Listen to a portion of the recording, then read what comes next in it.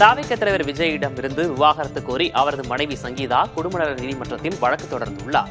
செங்கல்பட்டு குடும்பநல நீதிமன்றத்தில் அவர் தாக்கல் செய்துள்ள மனுவில் கடந்த 2 ஆண்டுகளாக விஜய் பிரிந்து வாழ்ந்து வருவதால் விவாகரத்து கோருவதாக குறிப்பிட்டுள்ளார். இந்த வழக்கு வரும் ஏப்ரல் 20ஆம் தேதி விசாரணைக்கு வரவுள்ள நிலையில் நேரில் ஆஜராக விஜய்க்கு நோட்டீஸ் அனுப்பப்பட்டுள்ளது. கடந்த 1999ஆம் ஆண்டு ஆகஸ்ட் 25ஆம் தேதி விஜய் சங்கீதா திருமணம் நடந்தது. அவர்களுக்கு ஒரு மகனும் ஒரு மகளும் உள்ளனர். தங்கம் விலை சவரனுக்கு 160 ரூபாய் குறைந்து 1,19,360 ரூபாய்க்கு விற்பனை செய்யப்படுகிறது. கடந்த 23ஆம் தேதி முதல் 25ஆம் தேதி வரை சென்னையில் தங்கம் விலை சவரனுக்கு 2,000 ரூபாய் அதிகரித்தது. இந்நிலையில் கடந்த 2 நாட்களில் ஆபரண தங்கம் சவரனுக்கு 240 ரூபாய் குறைந்துள்ளது. வெள்ளி விலையில் மாற்றமின்றி 1 கிராம் 295 ரூபாயிலேயே நீடிக்கிறது. சென்னையில் 1 கிலோ வெள்ளி 2,95,000 ரூபாய்க்கு விற்பனை செய்யப்படுகிறது. தமிழ்நாட்டில் வரும் 5ஆம் தேதி வரை மழை பெய்யக்கூடும் என சென்னை வானிலை ஆய்வு மையம் அறிவித்துள்ளது. தென் தமிழ்நாடு, மேற்கு தொடர்ச்சி மலை மாவட்டங்கள் மற்றும் அதை ஒட்டிய மாவட்டங்களில் ஓரிரு இடங்களில் இடி மின்னலுடன் கூடிய மழை பெய்யக்கூடும் என தெரிவிக்கப்பட்டுள்ளது. ஏனைய தமிழ்நாடு, புதுச்சேரி மற்றும் காரைக்கால் பகுதிகளில் வறண்ட வானிலை நிலவக்கூடும் என வானிலை ஆய்வு மையம் கணித்துள்ளது. தமிழ்நாட்டில் அதிகபட்ச வெப்பநிலை சற்று உயரக்கூடும் என வானிலை ஆய்வு மையம் அறிவித்துள்ளது. இன்று முதல் வரும் 3ஆம் தேதி வரை தமிழ்நாடு, புதுச்சேரி, காரைக்கால் பகுதிகளில் அதிகபட்ச வெப்பநிலையில் குறிப்பிடத்தக்க மாற்றத்திற்கான வாய்ப்பு குறைவு எனவும் குறிப்பிடப்பட்டுள்ளது. அதே நேரம் குறைந்தபட்ச வெப்பநிலை சற்று குறையக்கூடும் எனவும் வானிலை ஆய்வு மையம் கணித்துள்ளது. நீண்ட குளிர்காலத்துக்கு பிறகு ஜெர்மனி தலைநகர் பெர்லின் மீண்டும் சூரிய ஒளியில் நனைந்து வருகிறது. நகரின் வெப்பநிலை 17 டிகிரி செல்சியஸை எட்டியுள்ள நிலையில் மக்கள் உற்சாகத்துடன் காஃபி கடைகளிலும் பூங்காக்களிலும் திரண்டு வருகின்றனர். குறிப்பாக டயர் கார்டன் பூங்காவில் நரி ஒன்று வெயிலில் இதமாக ஓய்வெடுக்கும் காட்சிகளை இணையத்தில் வைரலாகி வருகின்றன. ஐஸ்கிரீம் கடைகள் மீண்டும் திறக்கப்பட்டு வாடிக்கையாளர் வருகை அதிகரித்திருக்கிறது. தென்மேற்கு ஜெர்மனியின் சில பகுதிகளில் வெப்பநிலை 20 டிகிரியை தாண்டும் என அந்நாட்டு வானிலை ஆய்வு மையம் கணித்துள்ள நிலையில் இந்த இதமான காலநிலை அடுத்த வாரமும் தொடரும் என எதிர்பார்க்கப்படுகிறது. தேர்தல் நேரத்தில் பணப்பட்டுவாடா, பரிசுப் பொருட்கள் வழங்குவதை தடுக்க புதிய உத்திகள் பயன்படுத்தப்படும் என்று தலைமை தேர்தல் ஆணையர் ஞானேஷ்குமார் கூறினார். சென்னை எம்ஆர்சி நகரில் உள்ள தனியார் நட்சத்திர விடுதியில் இந்திய தலைமை தேர்தல் ஆணையர் ஞானேஷ்குமார் செய்தியாளர்களை சந்தித்தார். அப்போது பேசிய அவர், தமிழகத்தில் நடைபெறவுள்ள சட்டமன்ற தேர்தல் இதற்கு முன் நடந்ததை விட வேறுபட்டதாக இருக்கும் என்றும், சட்டம் ஒழுங்கு சீராக இருந்தாலும் தேர்தல் நடத்தை விதிமுறைகள் அமலுக்கு வந்த பிறகு உன்னிப்பாக கண்காணிக்கப்படும் என்றும் கூறினார். தேர்தல் Tiruvilla, Tamil Nadu, Peruvilla. Law and order situation in Tamil Nadu is perfectly fine, as we reviewed. The entire electoral process starts the day Model Code of Conduct comes into force. And that shall be implemented strictly to ensure that this time in Tamil Nadu, the elections, the money distribution during elections, the inducement during elections, the entire electoral machinery has been geared up to ensure. திமுகவுடன் கூட்டணி பேச்சுவார்த்தை நடத்த காங்கிரஸ் பிரதிநிதிகள் நாளை சென்னை வர உள்ளனர். கடந்த 2021 தேர்தலில் காங்கிரசுக்கு 25 தொகுதிகள் ஒதுக்கப்பட்ட நிலையில் இந்த முறை 39 தொகுதிகள் மற்றும் 2 மாநிலங்களவை இடங்களை காங்கிரஸ் கோரி வருவதாக கூறப்படுகிறது. ஆனால் காங்கிரசுக்கு 25 சட்டமன்ற தொகுதிகளுடன் ஒரு மாநிலங்களவை சீட் தர திமுக தலைமை விரும்புவதாக தெரிகிறது. இந்நிலையில் திமுக காங்கிரஸ் இடையே தொகுதி பங்கீடு பேச்சுவார்த்தை அண்ணா அறிவாலயத்தில் நாளை நடைபெற உள்ளதாக தகவல் வெளியாகியுள்ளது. காங்கிரஸ் தேசிய பொதுச் செயலர் கே சி வேணுகோபால், அக்கட்சியின் தமிழக மேலிட பொறுப்பாளர் கிரிஷ் தோடங்கர் உள்ளிட்டோர் திமுக குழுவுடன் பேச்சுவார்த்தை நடத்த உள்ளதாக கூறப்படுகிறது. இதனிடையே விஜயின் தாவேகாவுடன் காங்கிரஸ் மறைமுக தொடர்பு இருப்பதாக கூறப்படும் நிலையில் கூட்டணி இழுபறிகளுக்கு முற்றுப்புள்ளி வைக்க திமுக திட்டமிட்டுள்ளதாக தெரிகிறது. திருச்சியில் வரும் 9ஆம் தேதி நடைபெறும் திமுக மாநாட்டில் கூட்டணி கட்சி தலைவர்களை ஒரே மேடையில் நிறுத்தவும் திமுக திட்டமிட்டுள்ளது. திமுகவுடன் தொகுதி பங்கீட்டின் முதற்கட்ட பேச்சுவார்த்தை சுமூகமாக நடைபெற்றிருப்பதாகவும் கூடுதல் தொகுதிகள் கேட்டிருப்பதாகவும் மார்க்சிஸ்ட் கம்யூனிஸ்ட் கட்சி மாநில செயலர் சண்முகம் தெரிவித்துள்ளார். போட்டியிட வேண்டும் என்று ஏற்கனவே மார்க்சிஸ்ட் கம்யூனிஸ்ட் கட்சி மாநில குழு தீர்மானித்திருக்கிறது. நாங்கள் அதை கூடுதல் தொகுதிகள் வரக்கூடிய தேர்தலில் போட்டியிட வேண்டும் என்கிற வேண்டுகோளை, எங்களுடைய கோரிக்கையை பேச்சுவார்த்தை குழுவிடம் தெரிவித்திருக்கிறோம். அவர்கள் கலந்து பேசி தெரிவிப்பதாக கூறியிருக்கிறார்கள். தொகுதி எண்ணிக்கை தொடர்பாக திமுகவுடனான பேச்சுவார்த்தை சுமூகமாக நடைபெற்று வருவதாக இந்திய கம்யூனிஸ்ட் கட்சியின் மாநில செயலர் வீரபாண்டியன் தெரிவித்துள்ளார். முதலில் இந்த எண்ணிக்கை சம்பந்தமான பேச்சுவார்த்தை தொடர்கிறது. அடுத்த கட்டமும் நாங்கள் பேசுவோம். தற்போது வரை பேச்சுவார்த்தை சுமூகமாகவே நடைபெற்றுக் கொண்டிருக்கிறது. எல்லாம் நல்லபடியாக நடக்கும். காங்கிரஸ் ஆட்சியில் கொண்டுவரப்பட்ட திட்டங்களுக்கு பிரதமர் மோடி மூலம் பாஜகவினர் அடிக்கல் நாட்டுவதாக புதுச்சேரி முன்னாள் முதல்வர் நாராயணசாமி விமர்சித்துள்ளார். இது தொடர்பாக புதுச்சேரியில் செய்தியாளர்களிடம் பேசிய அவர், தேர்தல் சமயத்தில் பிரதமர் மோடி வருவார், அறிவிப்பார், பின்னர் திட்டங்களை கிடப்பில் போடுவார் என்றும் விமர்சனங்களை முன்வைத்தார். அந்த உடல் உறுப்பு மாற்று சிகிச்சை மையமானது தென் மாநிலங்களுக்கு மிகப்பெரிய அளவில் பயன்படும் என்ற முறையிலே அதை கொண்டு வந்தோம். ஆனால் துரதிர்ஷ்டவசமாக என்ஆர் பாஜக அரசு அந்த திட்டம் எங்களுக்கு தேவையில்லை என்று மத்திய மருத்துவத்துறைக்கு கடிதம் எழுதி அதை ரத்து செய்தார்கள். 900 கோடி ரூபாய் ஒதுக்கப்பட்டது. அந்த நிதியும் பயன்படுத்தப்படவில்லை. ஆனால் இப்பொழுது அறிவிப்பு வருகிறது, அந்த திட்டத்தை மறுபடியும் துவக்கி பிரதமர் அவர்கள் அதற்கு அடிக்கல் நாட்ட வருகிறார் என்ற அறிவிப்பு வருகிறது. புதுச்சேரிக்கு எந்த புதிய திட்டங்களையும் என்ஆர் காங்கிரஸ் பாஜக அரசு தொடங்கவில்லை என முன்னாள் முதல்வர் நாராயணசாமி குற்றம் சாட்டியுள்ளார். இது தொடர்பாக செய்தியாளர்களிடம் பேசிய அவர், புதுச்சேரியிலிருந்து சென்னைக்கும் தமிழ்நாட்டின் தென் மாவட்டங்களுக்கும் சென்று வர வந்தே பாரத் போன்ற ரயில்கள் இயக்கப்பட வேண்டும் என கோரிக்கை விடுத்துள்ளதாகவும், ஆனால் புதுச்சேரிக்கு ஒரு ரயில்வே திட்டத்தை கூட நிறைவேற்றாமல் பாஜக அரசு புறக்கணித்துள்ளதாகவும் குற்றம் சாட்டியுள்ளார். புதுச்சேரிக்கு மாநில அந்தஸ்து வழங்கவில்லை என்றால் தேர்தலில் போட்டியிடவில்லை என முதல்வர் ரங்கசாமி கூறுவது ஏமாற்று வேலை எனவும் நாராயணசாமி சாடியுள்ளார்.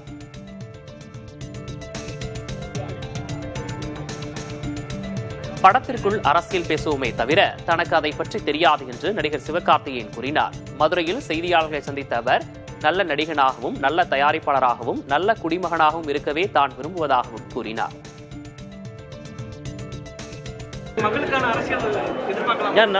நான் பாட்டுக்கு பேசாம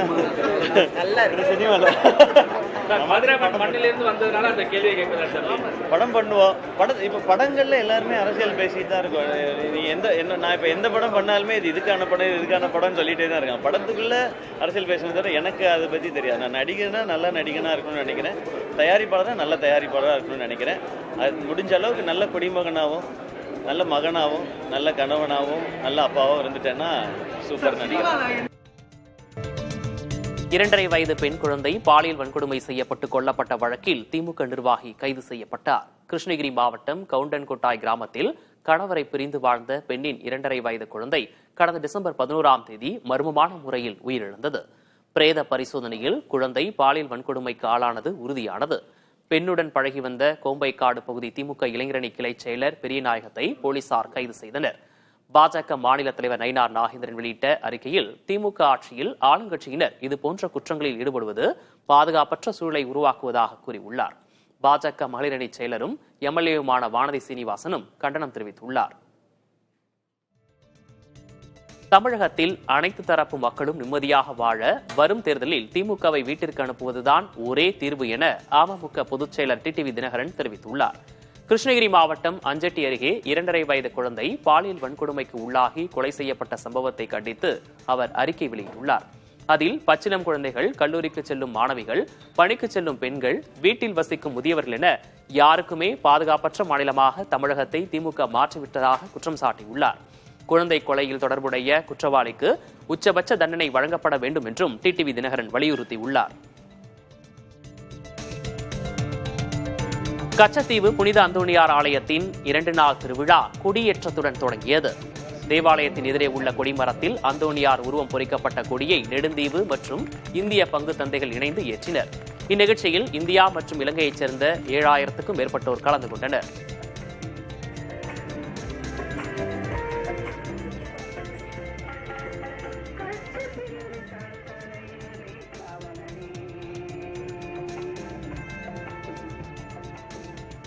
இறைவனிடம் பரிந்து பேசும் புனித அந்தோணியாரே, புதுமைகளை புரியும் எங்கள் புனித அந்தோணியாரே, இறைவனிடம் பரிந்து பேசும் புனித அந்தோணியாரே. பின்னர் சிறப்பு திருப்பலி நடைபெற்றது. விழாவின் 2வது நாளான சனிக்கிழமை கூட்டு பிரார்த்தனைக்கு பிறகு விழா நிறைவடைகிறது. சரணமையா உந்தன் பாதம் சரணமையா. ஆப்கானிஸ்தான் படைகள் தாக்குதலுக்கு பதிலடியாக அந்நாட்டின் காபூல், கந்தஹார் மற்றும் பாக்தியா மாகாணங்களில் பாகிஸ்தான் தாக்குதல் நடத்தியதாக ஆப்கானிஸ்தான் தரப்பு தெரிவித்தது.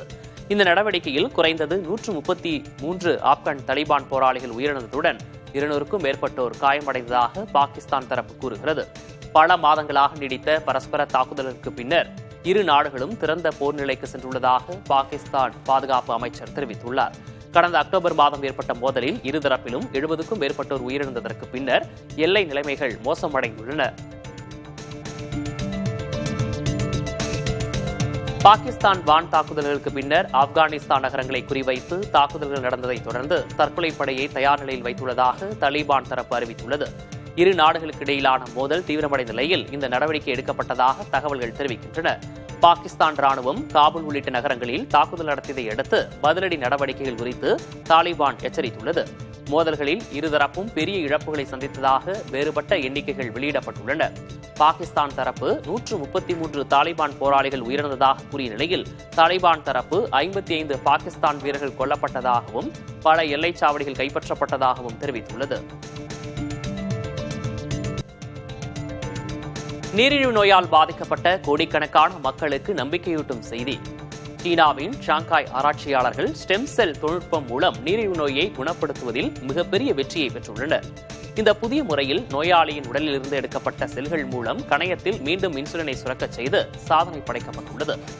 இந்த சிகிச்சையை பெற்ற நோயாளிக்கு தற்போது இன்சுலின் ஊசி அல்லது மருந்துகள் தேவைப்படவில்லை என ஆய்வுகள் கூறுகின்றன. வகை 2 நீரிழிவு நோய்க்கு இது ஒரு நிரந்தர தீர்வாக அமையும் என்று எதிர்பார்க்கப்படும் நிலையில் மருத்துவ உலகில் இது மிகப்பெரிய புரட்சியாக பார்க்கப்படுகிறது. எனினும் இந்த முயற்சி ஆரம்ப கட்டத்தில் இருக்கிறது என்பது குறிப்பிடத்தக்கது. முன்னாள் முதலமைச்சர் பன்னீர்செல்வம் திமுகவில் இணைந்துள்ள நிலையில் அதிமுக தகவல் தொழில்நுட்ப அணி அவரை கடுமையாக விமர்சித்துள்ளது. உங்களை அடையாளப்படுத்தி அமைச்சராகவும் முதலமைச்சராகவும் ஆக்கியது அதிமுக. ஆனால் கட்சிக்குள்ளே இருந்து கொண்டு திமுகவின் கைக்கூலியாக செயல்பட்டு இயக்கத்திற்கே துரோகம் இழைத்து விட்டீர்கள் என்று அதிமுக ஐடி விங் சாடியுள்ளது. தர்மயுத்தம் நடத்திய நீங்கள் இன்று சுயநலத்திற்காக உதயநிதி, இன்பநிதி என்று திமுகவில் தஞ்சமடைந்து உங்களை நம்பி வந்த தொண்டர்களையும் ஏமாற்றிவிட்டீர்கள் என்று விமர்சித்துள்ளது.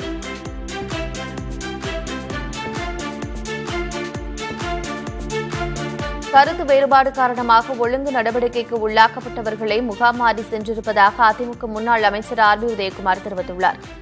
பன்னீர்செல்வம் திமுகவில் இணைந்தது குறித்து பேசிய அவர் அதில் கவலைப்பட ஒன்றுமில்லை என்றும் அவர் சென்றது திமுகவிற்கு பலவீனம், அதிமுகவிற்கு பலம் என்று தெரிவித்தார்.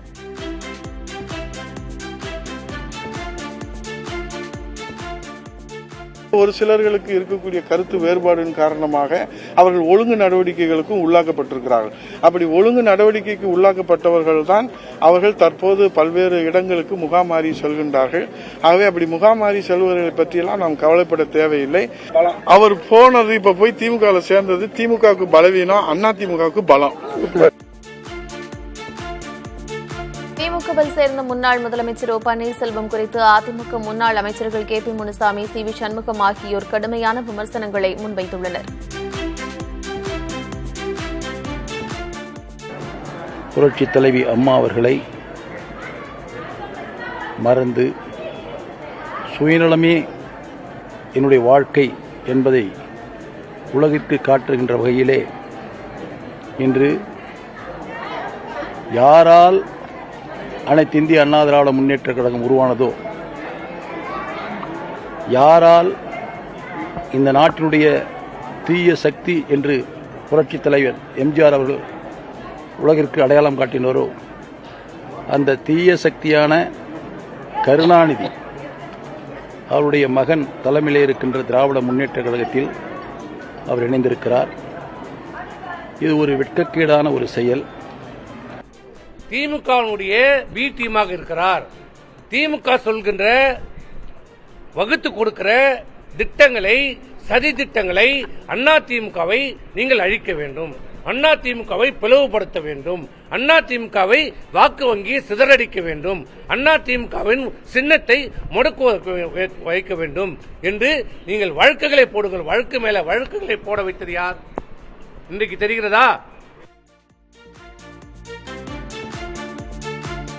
சேலம் அருகே ஜாகிர் அம்மாபாளையத்தில் சாயப்பட்டறைகள் மற்றும் சலவை பட்டறைகள் அமைக்கும் இத்திட்டத்திற்கு எதிர்ப்பு வலுத்து வருகிறது. மாவட்டத்தில் உள்ள 40 கிராமங்களைச் சேர்ந்த மக்கள் பல்வேறு கட்ட போராட்டங்களை முன்னெடுத்து வந்த நிலையில் திட்டம் தற்காலிகமாக நிறுத்தப்பட்டுள்ளதாக தெரிவிக்கப்பட்டது. என்றாலும் அரசாணை வெளியிடக் கோரி கிராம மக்கள் தொடர் காத்திருப்பு போராட்டத்தை தொடங்கியுள்ளனர். போராட்டத்திற்கு ஆதரவாக அந்த பகுதியில் அனைத்து கடைகளும் அடைக்கப்பட்டுள்ளன. அரசாணை வெளியிடப்படாவிட்டால் சட்டமன்ற தேர்தலை புறக்கணிப்போம் என்றும் கிராம மக்கள் எச்சரித்துள்ளனர்.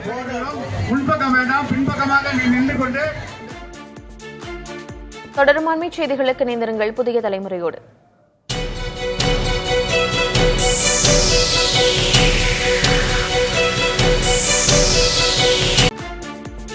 தங்கம் விலை சவரனுக்கு 160 ரூபாய் குறைந்து 1,19,360 ரூபாய்க்கு விற்பனை செய்யப்படுகிறது. கடந்த 23ஆம் தேதி முதல் 25ஆம் தேதி வரை சென்னையில் தங்கம் விலை சவரனுக்கு 2,000 ரூபாய் அதிகரித்தது. இந்நிலையில் கடந்த 2 நாட்களில் ஆபரண தங்கம் சவரனுக்கு 240 ரூபாய் குறைந்துள்ளது. வெள்ளி விலையில் மாற்றமின்றி 1 கிராம் 295 ரூபாயிலேயே நீடிக்கிறது.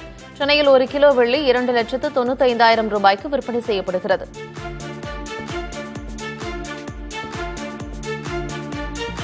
தமிழக முதலமைச்சரும் திமுக தலைவருமான மு க ஸ்டாலின் தனது பிறந்த நாளான மார்ச் 1 அன்று தொண்டர்கள் ஆடம்பர கொண்டாட்டங்களை தவிர்த்து மக்கள் நலப் பணிகளில் கவனம் செலுத்த வேண்டும் என்று கேட்டுக் கொண்டுள்ளார். ஏழை எளியோர், மாற்றுத்திறனாளிகள் மற்றும் திருநங்கைகளுக்கு நலத்திட்ட உதவிகள் வழங்குதல், இரத்த தானம் செய்தல் போன்ற ஆக்கப்பூர்வமான பணிகளை மேற்கொள்ள அவர் அறிவுறுத்தியுள்ளார். 7வது முறையாக ஆட்சி பொறுப்பேற்க உழைப்பதே தனக்கு தரும் சிறந்த பிறந்தநாள் பரிசு என்றும் அவர் குறிப்பிட்டுள்ளார்.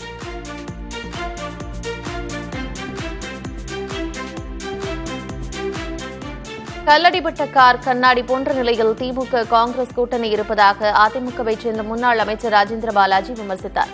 ராஜபாளையத்தில் நடைபெற்ற அதிமுக நிர்வாகிகள் ஆலோசனைக் கூட்டத்தில் கலந்து கொண்டு பேசிய அவர் இன்றைய நிலவரப்படி அதிமுக வெற்றி பெற்றுவிட்டதாக தெரிவித்தார். நியாய விலைக் கடையில் அத்தியாவசியப் பொருட்கள் கிடைப்பதில்லை என்றும் ராஜேந்திர பாலாஜி குற்றம் சாட்டினார்.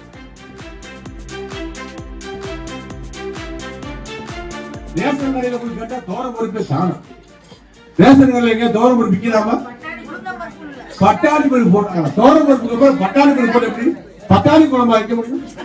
பருப்பு குழம்பு வைக்கணும். அதிமுக ஆட்சியில எடப்பாடி ஆட்சியில தோரம் பருப்பு போட்டு அப்படி மணக்கும் 4 அழகு அணைக்க குழம்பு 4 வீடு சொல்லி மணக்கும் பருப்பு அழகா பகிர்ந்துருக்காரு. என்னக்கா பருப்பு குழம்பு வச்சிருக்கியா? மணக்குதுங்க. திமுக கூட்டணி சலசலந்து போச்சு, உள்ளுக்குள்ளேயே நொறுக்கி இருக்கு. எங்க உடையில கார் கண்ணாடியில கலந்து போட்டா கண்ணாடி கீழே விடாது, கீழே தான் விடுவோம். அதை பார்த்தீங்கன்னா கண்ணு கெட்டு போகும். அப்படிதான் இருக்கு திமுக கூட்டணி. இப்ப பார்க்கவே முடியாது, கண்ணு கெட்டு போகும். திமுகவுடன் கூட்டணி பேச்சுவார்த்தை நடத்த காங்கிரஸ் பிரதிநிதிகள் நாளை சென்னை வரவுள்ளனர். கடந்த 2021 தேர்தலில் காங்கிரசுக்கு 25 தொகுதிகள் ஒதுக்கப்பட்ட நிலையில் இந்த முறை 39 தொகுதிகள் மற்றும் 2 மாநிலங்களவை இடங்களை காங்கிரஸ் கோரி வருவதாக கூறப்படுகிறது. ஆனால் காங்கிரசுக்கு 25 சட்டமன்ற தொகுதிகளோடு 1 மாநிலங்களவை சீட் தர திமுக தலைமை விரும்புவதாக தெரிகிறது. இந்நிலையில் திமுக காங்கிரஸ் இடையே தொகுதி பங்கீடு பேச்சுவார்த்தை அண்ணா அறிவாலயத்தில் நாளை நடைபெறவுள்ளதாக தகவல் வெளியாகியுள்ளது. காங்கிரஸ் தேசிய பொதுச் செயலர் கே சி வேணுகோபால், அக்கட்சியின் தமிழக மேலிட பொறுப்பாளர் கிரீஷ் சோடங்கர் உள்ளிட்டோர் திமுக குழுவுடன் பேச்சுவார்த்தை நடத்தவுள்ளதாக கூறப்படுகிறது. இதனிடையே விஜயின் தாவேகாவுடன் காங்கிரஸ் மறைமுக தொடர்பில் இருப்பதாக கூறப்படும் நிலையில் கூட்டணி இழுபறிகளுக்கு முற்றுப்புள்ளி வைக்க திமுக திட்டமிட்டுள்ளதாக தெரிகிறது. திருச்சியில் வரும் 9ஆம் தேதி நடைபெறும் திமுக மாநாட்டில் கூட்டணி கட்சித் தலைவர்களை ஒரே மேடையில் நிறுத்தவும் திமுக திட்டமிட்டிருக்கிறது.